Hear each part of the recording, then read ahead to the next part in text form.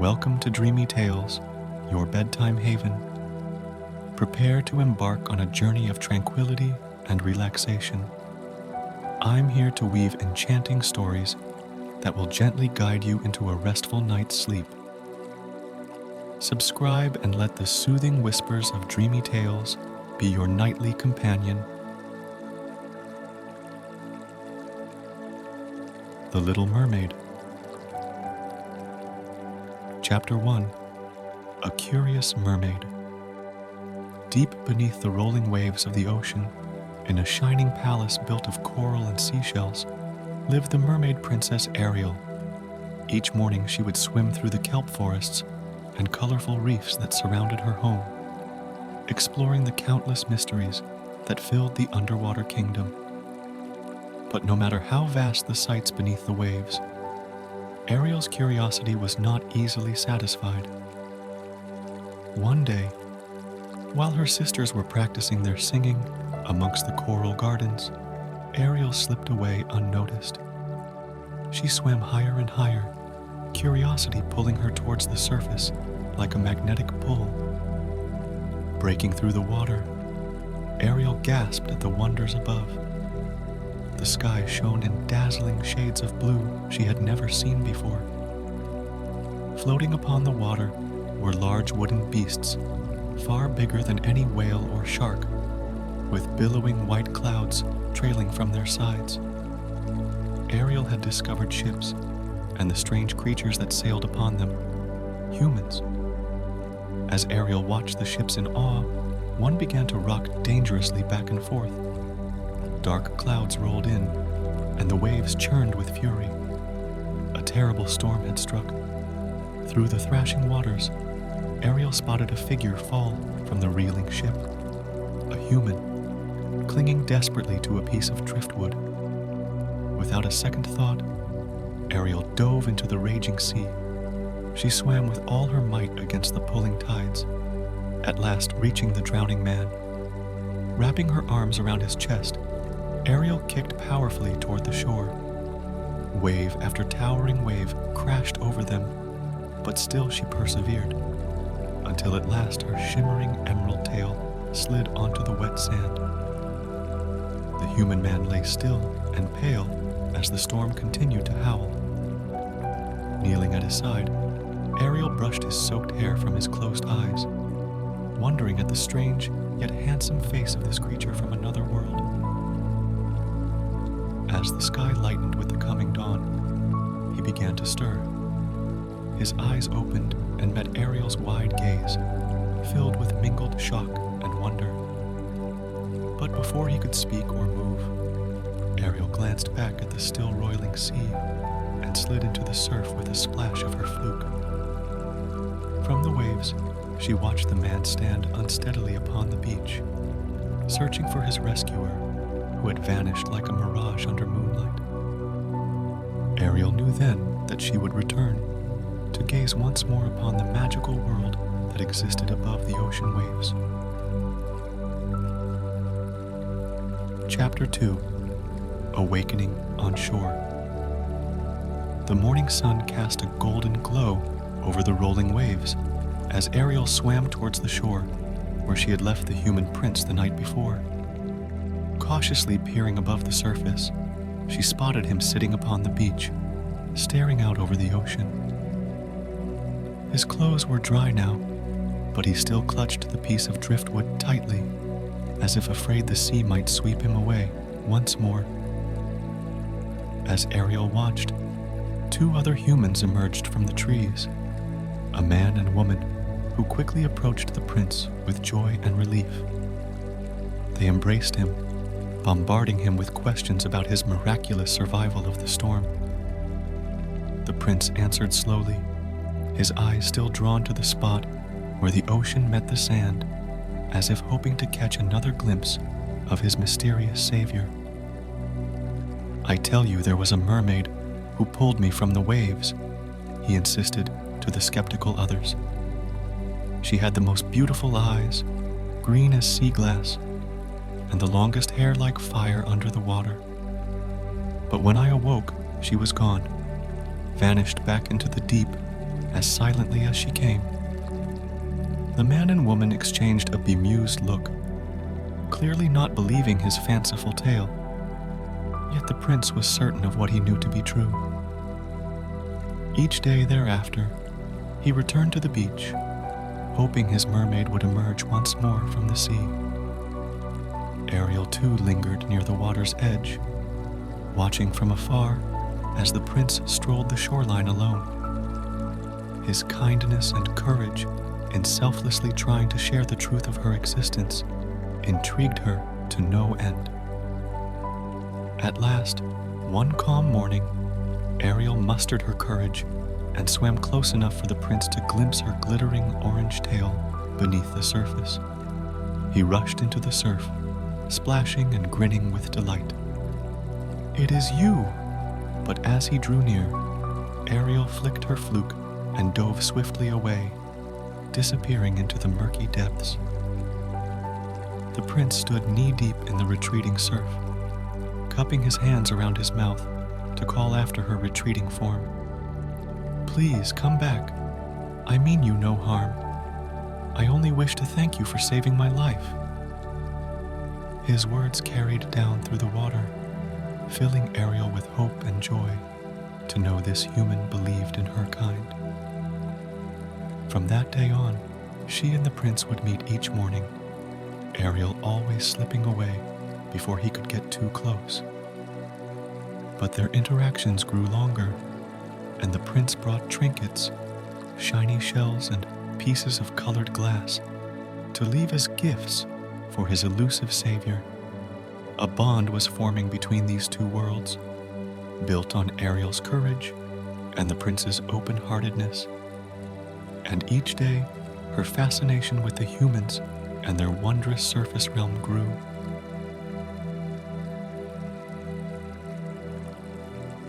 Chapter 3: A Deal with the Sea Witch. The morning sun glowed warmly upon Ariel's skin as she lounged upon a sun-warmed rock, watching Prince Eric stroll the shore in the distance. Each day, their meetings filled her with joy, yet a longing tugged at her heart unlike anything she had ever known. Ariel loved her ocean home, but the surface world and her dear prince had come to mean so much more. "If only there was a way for me to walk upon the land as he does," she sighed wistfully. "Then we could truly be together, without the divide of water between us. But how? Merfolk were creatures of the deep, lacking legs, to roam free upon the sand." As if summoned by her restless thoughts, a shadow passed overhead, blocking out the sun. Ariel glanced up to see a huge octopus floating lazily in the waves, followed closely by a small bright shell in the shape of a conch. But this was no ordinary seashell.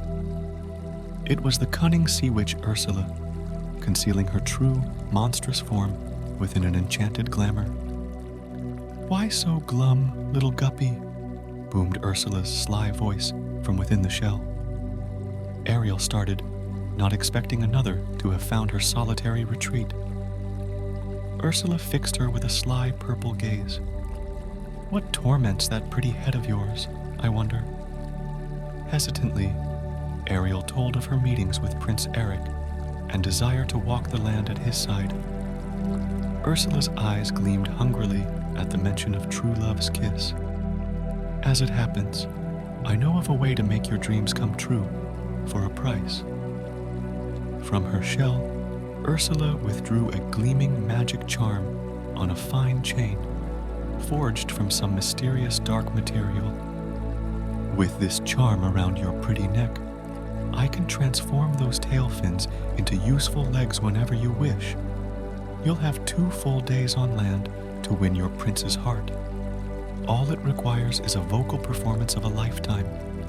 Her next words sent a chill through Ariel's heart. "Sweet child, I'm afraid the costs of such potent magic is your beautiful voice. But isn't true love worth the sacrifice?" Ariel gazed fearfully at the ominous charm, her dreams of walking with Eric warring with doubts about this sea witch's offer.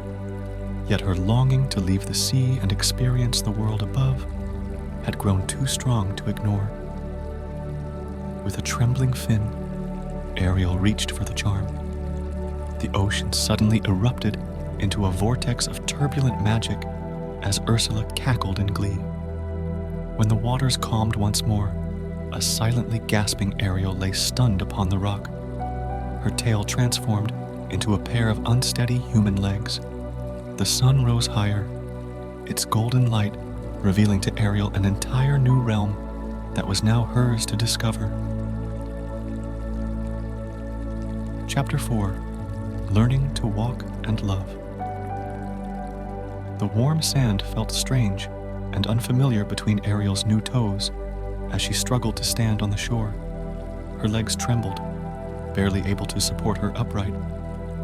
How did humans balance on these awkward appendages?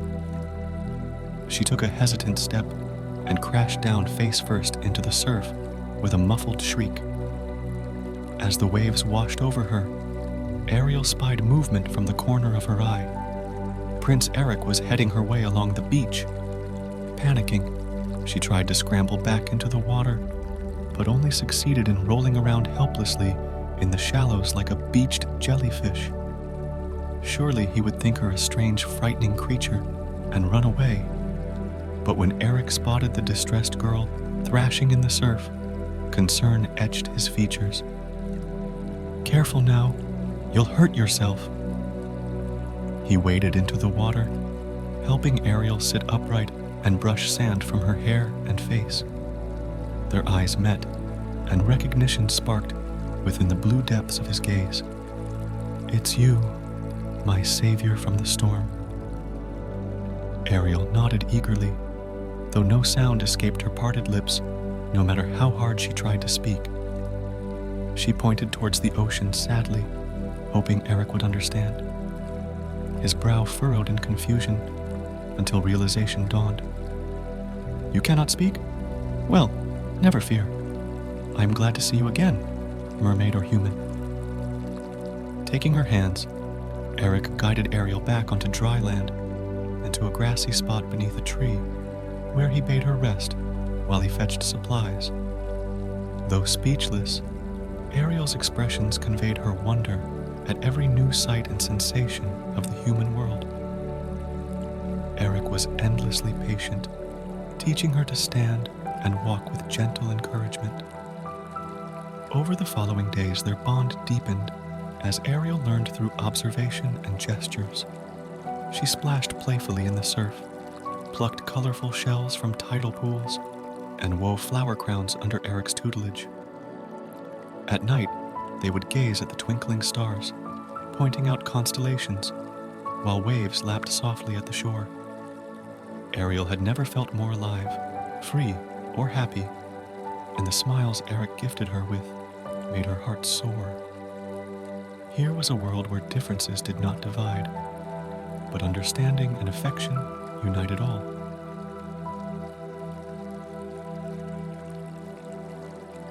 Chapter 5: A Witch's Scheme. The afternoon sun shone warmly as Ariel and Eric strolled the beach, collecting seashells and laughing together silently. Ariel's heart was filled to bursting with the joy and love she felt for this kind prince. Yet lurking unseen beneath the waves, a jealous hatred was brewing. Ursula watched their blossoming romance with narrowed eyes. How dare this foolish little mermaid find happiness after their deal, when she herself remained lonely and bitter? With a flick of her massive tentacles, Ursula summoned her magic and began weaving a sinister spell. That meddlesome girl won't be ruining my plans for the last time. That evening, as the sun dipped low, dark clouds rolled in, and an eerie mist crept across the shore. While gathering driftwood for a fire, Eric suddenly froze, an unfamiliar coldness filling his eyes. Ariel touched his arm gently, but he jerked away with a snarl. "Stay back, beast.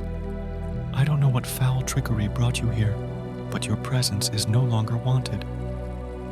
Heartbroken, Ariel could only watch helplessly as Eric stormed off into the fog. She knew Ursula's influence was at work, twisting the prince's kindly soul with deceit. Gathering her courage, Ariel followed the indistinct footprints into the gloom. Up ahead, a figure emerged from the mist, Ursula in her monstrous form, flanked by several souls trapped within her magic. "He'll never love a wretched thing like you," the witch cackled. Before Ariel could react, a tentacle shot forth, seizing her throat in a vice-like grip. As Ariel choked and kicked feebly in the witch's grasp, a familiar voice cried out, "Unhand her, beast!" Eric emerged, with a long branch raised as a weapon. Ursula only laughed deeper. "Foolish boy, I've relieved you of her spell, but your courage will avail you nothing. Now you both can witness her tragic end." Darkness closed in over Ariel's vision as Ursula's tentacles tightened inexorably. Then, with an anguished battle cry, Eric thrust the branch with all his might. There was a sickening crack, and Ursula released Ariel with an unearthly shriek, reeling back from the prince's attack. But would it be enough to break the witch's cursed magic for good? Their lives and love hung in the balance. Chapter 6. The Power of True Love. The crashing waves echoed Ursula's pained howls as she thrashed upon the shore, the magic pulsing within her monstrous form, flickering and unstable. Eric held the coughing, gasping Ariel safely in his arms while facing down the rage of the wounded sea witch.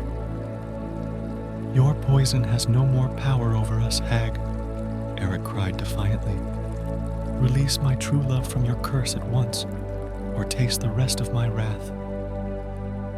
Ursula's eyes burned with hatred, but inside her warped soul, she knew the game was lost. With an angry flick of her tentacles, the magic charm around Ariel's neck shattered into shards. At once, the mermaid felt her legs meld and shift, fins sprouting where feet had been. Her throat burned, and when she opened her mouth, a song poured out more beautiful than any human voice. The magic of the seas returned to her. Holding Eric tight, Ariel lifted her tail and dove into the surf, guiding the prince underwater. All around, the trapped souls Ursula had collected over decades of trickery were breaking free in a chorus of otherworldly song. Looking upon the scene, even the witch herself seemed struck by a shred of sorrow or remorse. But the magic was broken, and Ursula's hold over the waters weakening by the moment. With a howl of defeat, she vanished into the darkening deep, never to threaten the kingdom beneath the waves again. Ariel and Eric broke the surface, clinging to each other beneath the light of a new dawn. Never again would there be division between their worlds, for true love had transcended all barriers, and blessings flowed from both lands. As Ariel gazed into Eric's eyes, she knew their joy would last forever. From that day on, the colors of sunrise seemed to glow warmer, and all who gazed upon the sea felt hope and kindness stirring in their hearts. For Ariel and Eric's story had proven that magic of love is the most powerful force in all the ocean depths or upon dry land. And so they lived, in peace and in wonder, as long as the waves shall roll.